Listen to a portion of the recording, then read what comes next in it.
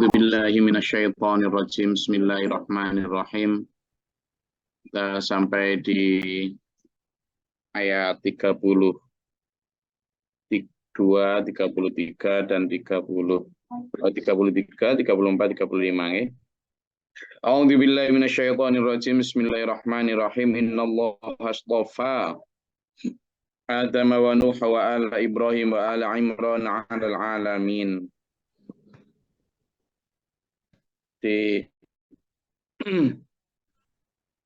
Sungguhnya Allah telah memilih Adam, segala umat. Jadi ada masa-masa di mana kepemimpinan satu orang nabi atau sebuah keluarga itu menjadi pionir ya, menjadi pionir di umatnya masing-masing ya. Ini juga menjadi dasar bahwa tiap masa itu punya patron masing-masing, punya teladan yang harus diikuti. Demikian pula syariat yang harus ditaati.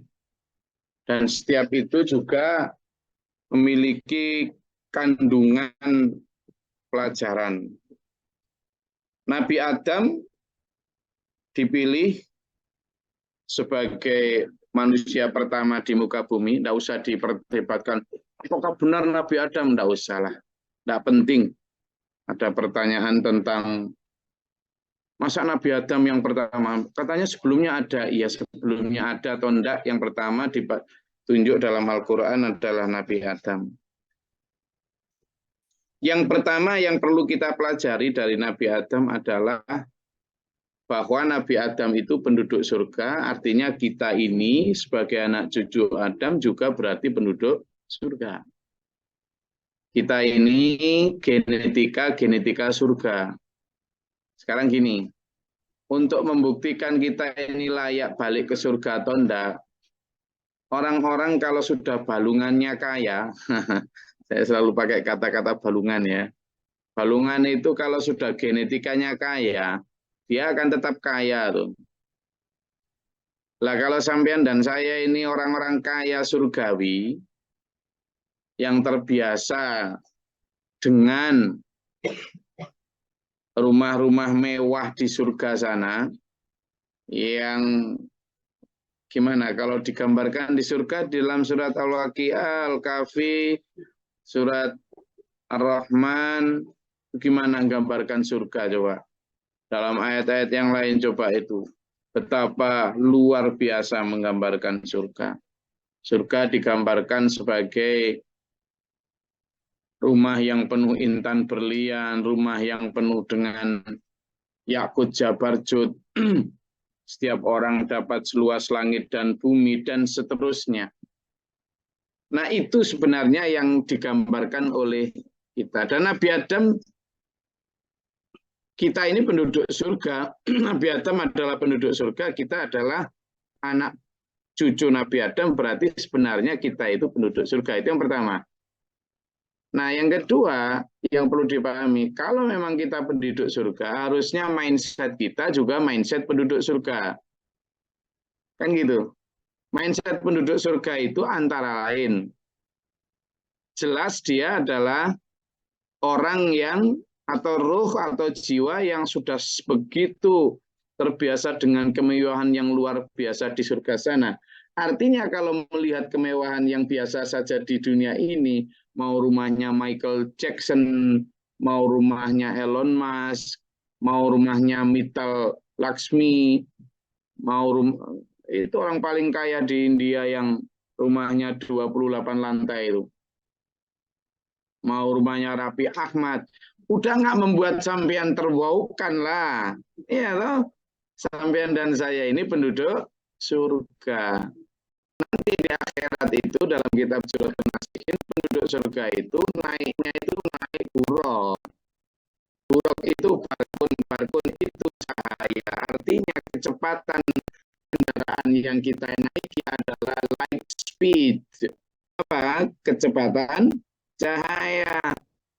Lah kalau kemudian kita di sini baru diberi Mustang, Lamborghini Aventador, Bugatti Veyron, sudah wow, lah berarti sebenarnya saya ini mencerminkan psikis seorang atau penduduk surga. Baru lihat rumahnya, wow, kepingin aku, berarti kita masih miskin, berarti masih berjiwa kere. Nah, berjiwa apa? Ayo bareng. Kere, masih kere.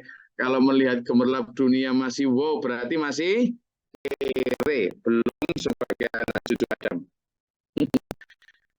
Terus dari pelajaran Nabi Adam, ya, itu kita dapat pelajaran bahwa oke, kalau Nabi Adam penduduk surga, kita pun nanti harus kembali ke surga. Loh. Harus kembali ke surga. Nabi Adam di bumi itu dulunya penduduk surga untuk kemudian kembali ke surga. Tetapi demi menebus kesalahan waktu di surga, ditaruh di bumi, to be what? To be tested. Untuk diuji. Layak enggak balik lagi ke surga? Maka di dunia ini dikasih ujian tuh. Kalimatnya jelas. Ya, bahwa kita ditaruh di bumi ini untuk diuji. Diuji, jadi hidup kita ini ujian. Lah kok dadak kemudian malah leha-leha menikmati hidup di sini kayak nggak ada apa-apa. Ujian kita hidup di dunia ini. Diuji apakah kita ini layak mendapatkan KTP surga kita kembali atau enggak. Itu ujiannya. Coba buka surat Al-Mulk ayat 2.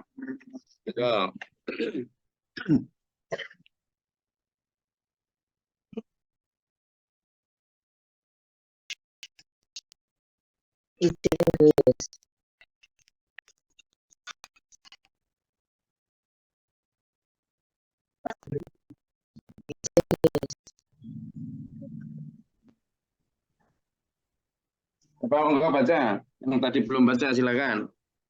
A'udzubillahi minasyaitonirrajim.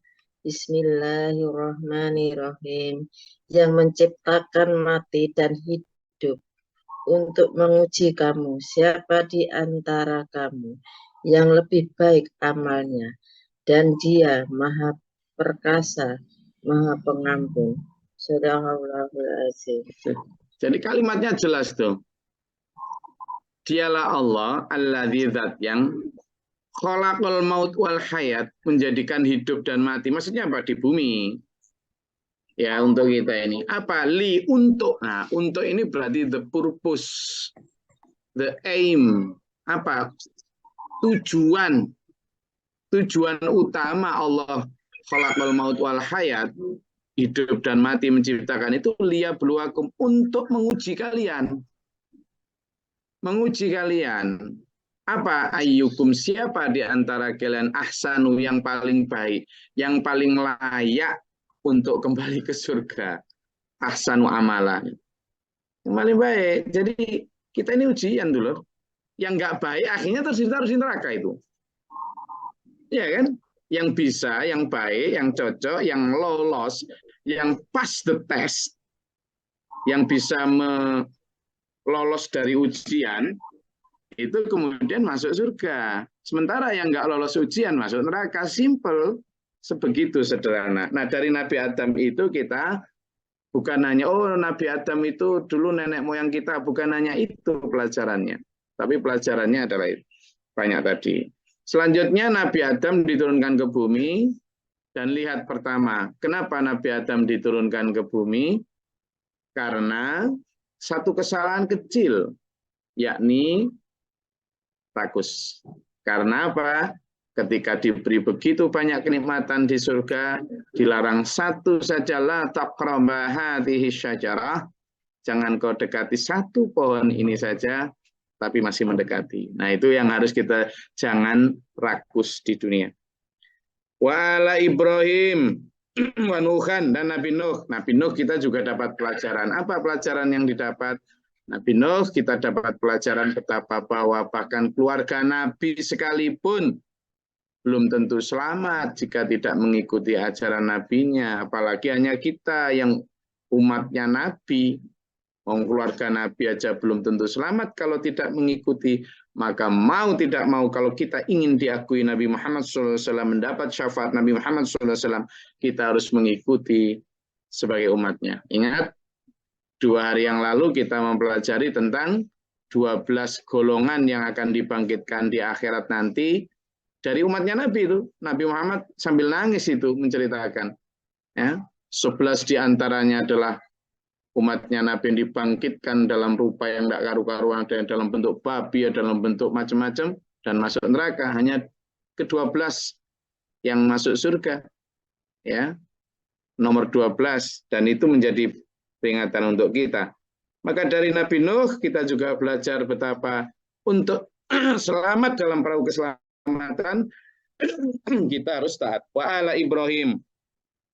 Dari Nabi Ibrahim kita juga belajar bahwa ketaatan, ketunduk patuhan itu harus dibuktikan utuh, dibuktikan beneran.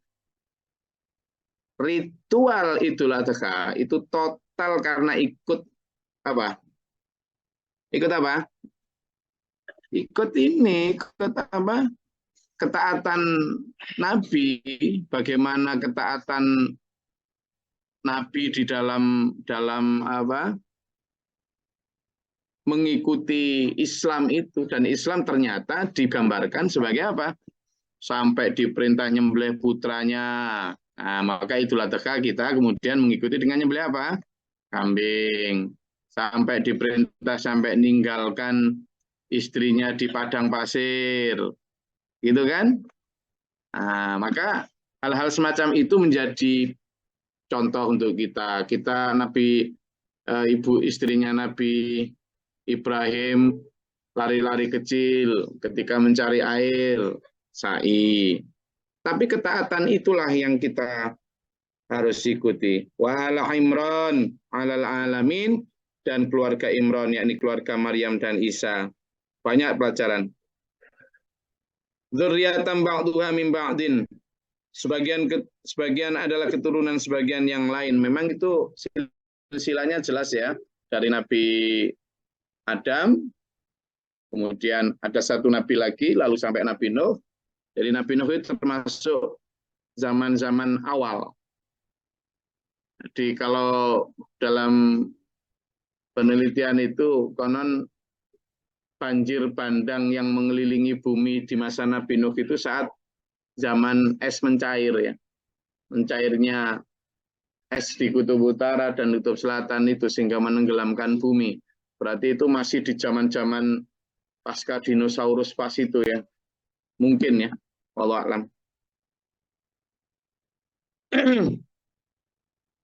Dzurriyyatan ba'duha min ba'din, yang dimaksud dengan melebihi seluruh alam itu ya di masanya masing-masing. Berarti di masanya Nabi Nuh, maka Nabi Nuh lah yang diunggulkan di seluruh alam. Di masanya Nabi Ibrahim ya berarti Nabi Ibrahim yang menjadi pemimpin seluruh alam saat itu.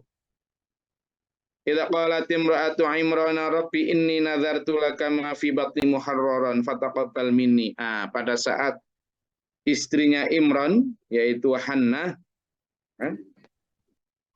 itu namanya Hannah ya, itu berdoa, ya Allah jadikanlah yang di dalam kandunganku ini, siapa yang dia janin ya, itu menjadi orang-orang yang muharraran.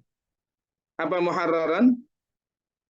Orang-orang yang hamba yang mengabdi kepadamu, fataqabbal minni, maka terimalah. Nah, dari pelajaran ini dulur, sini ya. Setiap ibu yang mengandung itu sudah Islam mengajarkan tentang prenatal parenting ya. Prenatal education. Bagaimana pendidikan sebelum lahir bahkan. Oh, Islam itu luar biasa itu. Pendidikan sebelum lahir. Parenting sebelum lahir. Orang tua ketika anak masih bahkan dalam janin, itu loh sudah diajarkan Allah untuk benar-benar menjaga dan mengisinya dengan pelajaran. Minimal dengan hope, dengan harapan, sugesti bahwa anaknya itu akan jadi seperti apa. Muharraran itu harapannya adalah menjadi hamba-hamba Allah yang apa? Yang apa? Yang taat tunduk patuh kepada Allah. Jadi dulur, Islam itu ya, betapa memperhatikan generasi itu bahkan sejak sebelum lahir, bahkan sejak sebelum nikah. Ketika menikah, itu Islam mengajarkan kamu menikahi seseorang itu untuk 4 hal. 4 hal. Perhatikan 4 halnya. Pertama apa? Lidiniha. Apa? Agamanya. Kemudian lijamaliha. Kecantikan atau rupanya. Linasabia. Nasab atau keturunannya. Limaliha. Baru kemudian hartanya. Tetapi jika tidak bisa 4-4-nya, maka sekurangnya niha. Jadi kalaupun nggak bisa, maka utamakan agamanya. Kenapa? Karena nanti berdasarkan itulah keturunan kita akan dicetak, dibentuk. Bagaimana ibunya, bagaimana bapaknya itu nanti. Nah, mulai dari situ. Begitu menikah,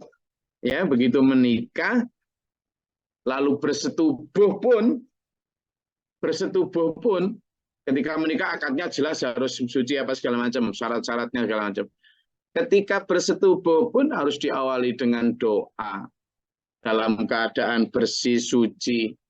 Doa ini juga untuk menghindarkan diri dari pengaruh setan terhadap roh yang akan ditiupkan. Begitu dalam kandungan, seorang ibu juga diperintahkan untuk banyak ngaji, banyak berdoa mengiringi pertumbuhan janin. Seorang bapak juga nyari nafkahnya ini yang akan dimakan oleh ibu dan menjadi nutrisi buat si bayi juga harus halalan thayyibah. Supaya apa? Anatomi tubuh anak yang sedang dibangun itu berasal dari rezeki yang halal. Demikian pula ruh anak yang sedang berkembang di dalam janin juga menjadi ruh yang suci beneran. Meskipun ya memang setiap ditiupkan jadi suci, tapi itu sangat berpengaruh. Dari sana sudah, begitu lahir langsung diadzan itu. Begitu lahir kalimat yang pertama yang harus didengarkan adalah apa? Nah, dalam ayat ini betapa keluarga Imran mengajarkan kepada kita, bahkan ketika masih di kandungan pun itu sudah didoakan, ya Allah, jadikanlah anak dalam kandunganku ini fi batni muharraran, apa? Menjadi hamba yang taat tunduk padamu, ya Allah. Ibu-ibu yang hamil dulu ketika nanti lahir jadi yang soleh, gitu tahu semua tahu? Soleh solihah. Begitupun ketika lahir, ketika nimang-nimang nih, lihat saya nih, nimang-nimang. Nah, nimang ya, gini ketika sama nimang gini.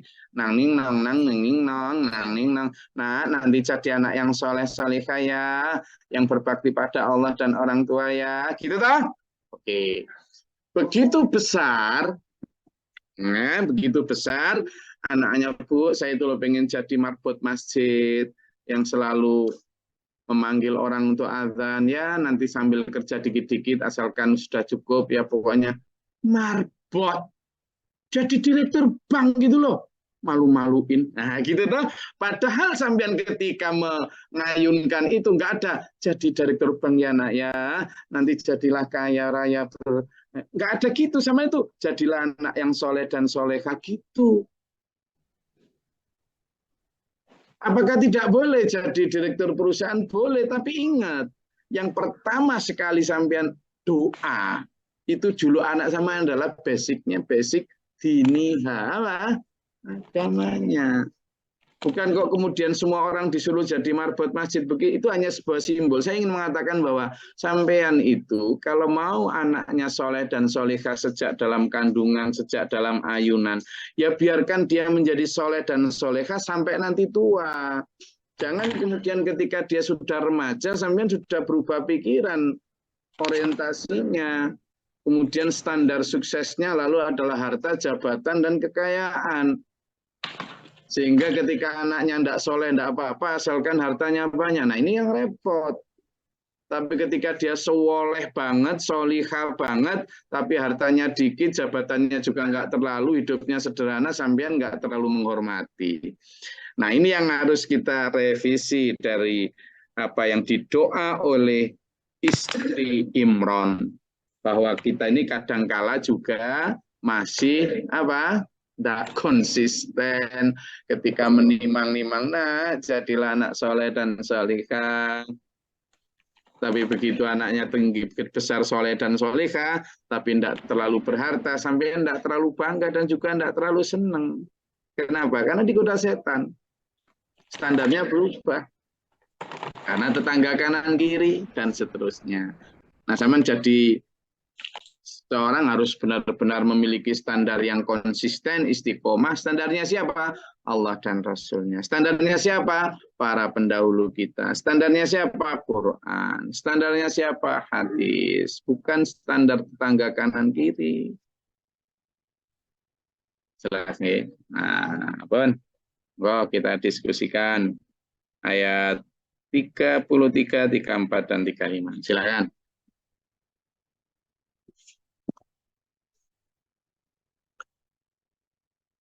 Mau ditanyakan atau dinyatakan, silakan. Assalamualaikum, Gus. Waalaikumsalam, Bu Dia. Masih di Indonesia atau di Australia ini? Di Surabaya. Oke. Yeah. Jadi kita turun ke bumi ini gara-gara Nabi Adam dong ya, Gus? Gara-gara Allah. Gara-gara Allah, oke. Sama dengan Budia, Gus Glory, ini turun ke bumi karena siapa? Gara-gara orang tua? Enggak juga ya, gara-gara Allah. Allah memberi satu hukum di alam ini, hukum kausalitas namanya ya.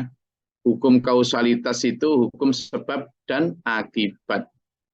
Dan itu menjadi hukum yang logis yang ditanamkan di dalam mindset kita. Memang di dunia selalu begitu. Kalau kamu sepeda motoran banter-banter, ya ada risiko besar untuk jatuh. Kalau kamu sudah tahu itu batu licin banget, berlumut, berlumpur, dan ada hujan, kamu naik di atasnya, ya risiko besar untuk terpleset. Itu kan hubungan sebab akibat. Kalau kamu bersetubuh dengan istrimu, ya ada kemungkinan mengandung, hamil, lalu lahir. Jadi sebab akibat.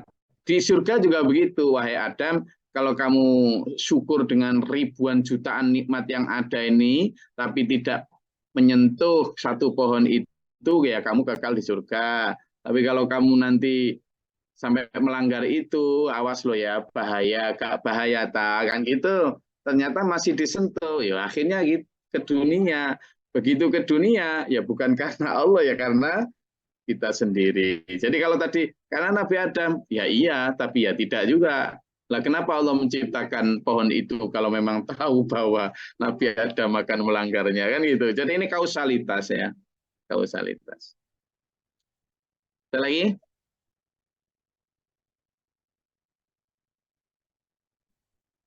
Monggo, kalau ada yang mau ditanyakan atau dinyatakan, mumpung rame nih sampai 170 kamera dari, silakan.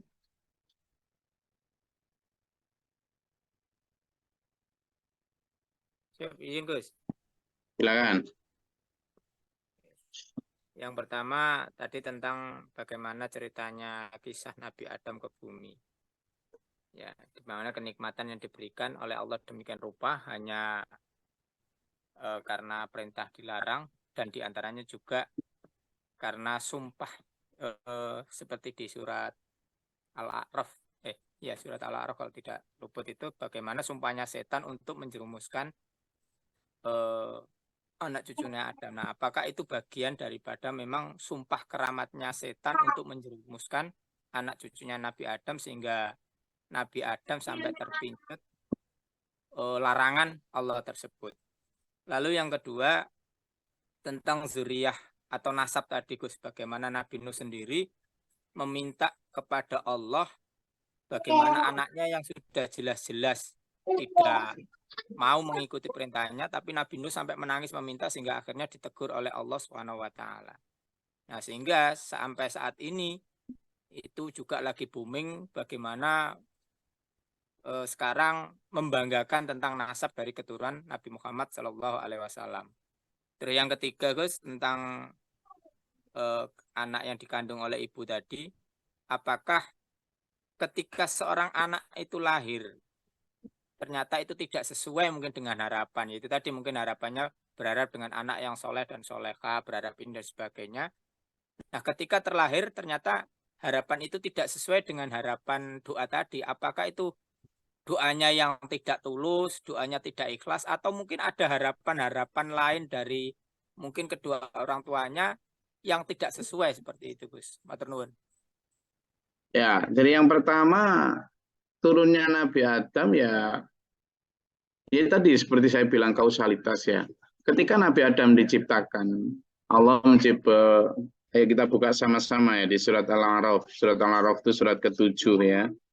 Surat ke-7 dan kita mulai dari ayat ke-11 ya. Surat ke-7 kita mulai dari ayat ke-11 ya, Pak.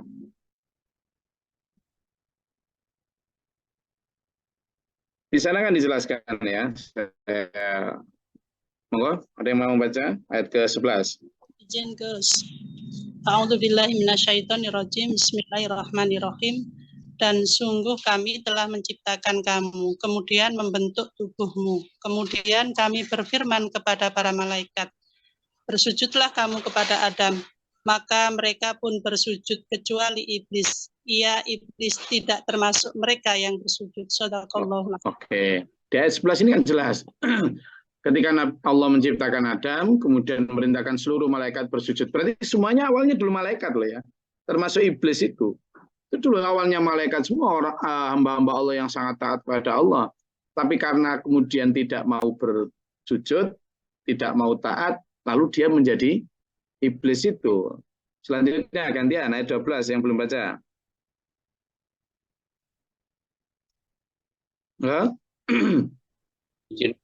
Gus. Bu Rizka silakan.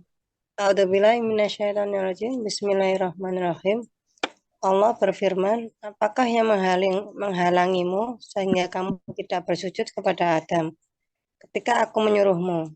Iblis menjawab, aku lebih baik daripada dia.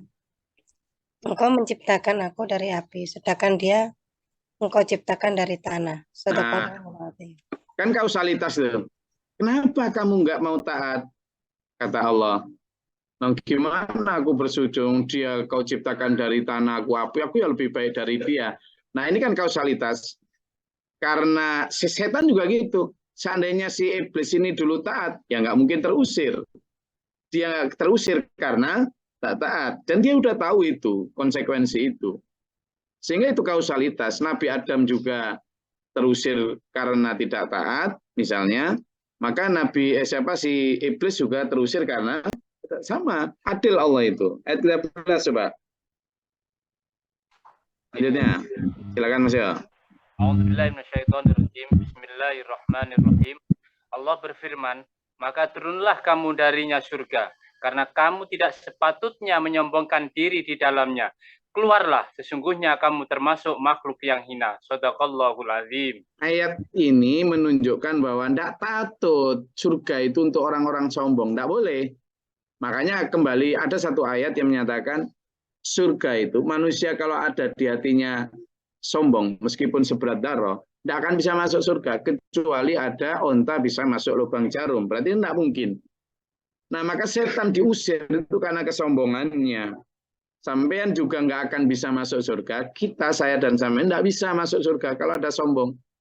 Saya ini sudah alim, sudah pasti masuk surga. Justru ngomong dengan begitu itu nggak mungkin masuk surga. Setan itu sangat alim banget, paling alim. Jangan mau menyombongkan kealiman kita ya. Nah, karena itu, maka ayat 14, 15, nanti kok 14 monggo. A'udzubillahi minasyaitonirrajim. Bismillahirrahmanirrahim. Iblis menjawab, berilah aku penangguhan waktu sampai hari mereka dibangkitkan. Shadaqallahul azim. Iblis ini minta diberi waktu, nggak dimatikan sampai nanti kiamat. Maka Allah jawab gimana ayat 15? A'udzubillahi minasyaitonirrajim. Bismillahirrahmanirrahim. Allah berfirman, benar kamu termasuk yang diberi penangguhan waktu. Shadaqallahul azim.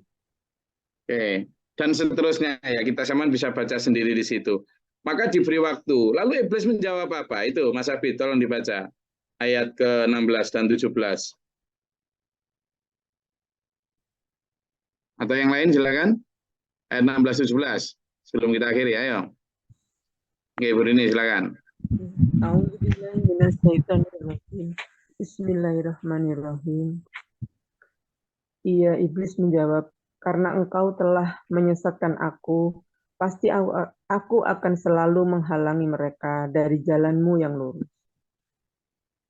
Kemudian pasti aku akan mendatangi mereka dari depan, dari belakang, dari kanan, dan dari kiri mereka. Mereka tidak akan mendapati kebanyakan mereka bersyukur. Sadaqallahul adzim. Jadi itu sumpah iblis. Karena engkau telah menikahi aku ya Allah, maka aku akan datangi mereka dari depan, belakang, kanan, dan kiri. Aku akan sesatkan mereka. Dan aku akan membuat mereka tidak bersyukur. Nah, ini loh. Jadi sumpahnya setan itu adalah untuk membuat manusia tidak bersyukur. Dan itu yang dibuktikan kepada Nabi Adam ketika Nabi Adam sudah diperintah Allah. Nikmati seluruh kenikmatan di surga ini. Satu tok la taqrabu hadis. Jangan dekati satu pohon ini. Padahal ada jutaan pohon di kenikmatan. Tapi karena sumpahnya setan itu membuat tidak bersyukur. Bahkan hanya satu saja yang dilarang pun loh masih penasaran. Nah, sampean di muka bumi ini juga begitu. Jadi ketika Nabi Adam menjawab pertanyaan Mas Habib tadi, apakah karena sumpahnya? Karena dua-duanya. Pertama karena sumpahnya setan tadi, yang kedua karena manusia ini sebagian tidak banyak bersyukur tadi. Nah, ini pelajaran untuk kita juga di dunia ini. Kalau kita ini rakus, masih punya satu, pengen dua, punya tiga, ya berarti kita ini sedang kena khuldinya iblis. Nah, pertanyaan kedua dari Mas Amir tadi, apakah ketika anak-anak itu kemudian itu karena kurangnya berdoa? Ya iya, satu di antara kita itu kan diperintah Allah untuk berwaspada. Nanti di ayat selanjutnya sama baca di Al-A'raf selanjutnya itu. Maka hati-hatilah wahai manusia, jangan sampai kamu tertipu seperti setan telah menipu nenek moyang kalian, yakni Adam. Berdoa yang kuat. Karena kalau hanya berdoa saja tapi kita tidak memberi contoh juga kurang. Memberi contoh tapi kita kurang dengan berkorban sedekah dan sebagainya juga nggak bisa. Jadi dalam mendidik anak dan sebagainya memang harus holistik ya upayanya. Harus wasa'asa'nya istilahnya. Berusaha keras ke arah sana. Itu. Terus apa yang ketiga tadi Mas Hamid?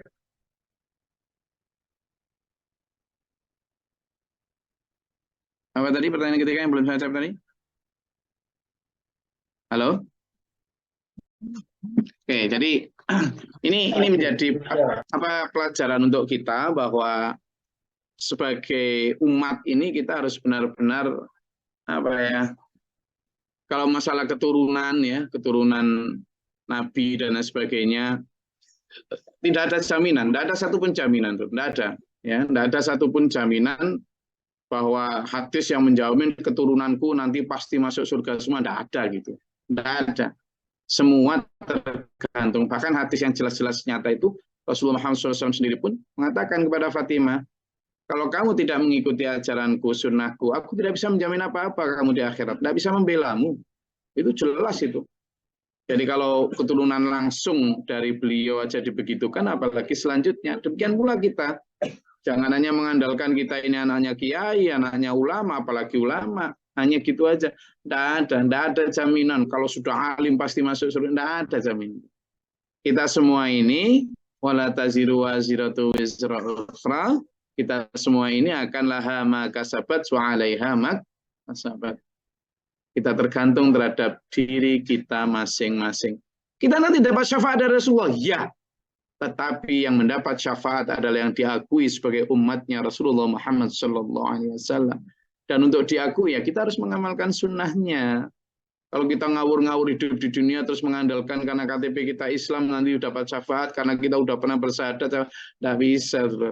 Syahadat itu adalah tasyhidu fil qalb, disyahadakan dalam hati, wa iqraru bil lisan, diikrarkan lewat lisan, wa amalu bil arkan, dan harus dibuktikan dalam perbuatan.